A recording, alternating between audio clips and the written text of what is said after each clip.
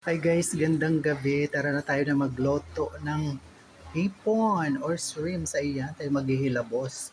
Nilapya, nilap, nilapwahan na po muna namin yan bago namin lutuin. So yan. Tara na tayo na magluto ng ating ulam na naman ngayong hapunan, mga palangga. Tara. So yun guys. Tayo na magsangkot sa So yun guys, sangkot na natin ang ating loya para mabango po ang ating hilabos na hipon mga palangga. Ayun.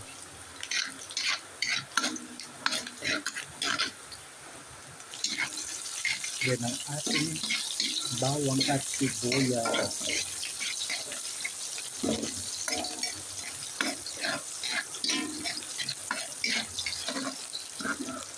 At ilagay na po natin ang ating shrimp or hipon.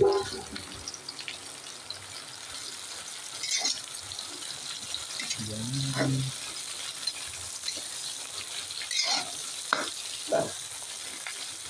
Ayun na siya guys.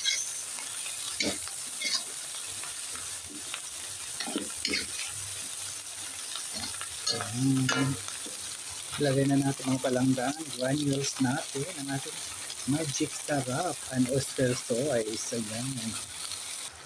At ilagay na natin siyempre ang ating Sprite mga palangga. Yun.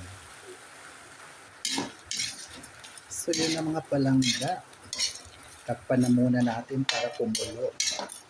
Para lumasa yung ating Sprite. Ayan. Manuot sa laman ng shrimp. Ayan. So yung mga palangga, buksan na natin. Ayan, kumukulo na siya. Ayan.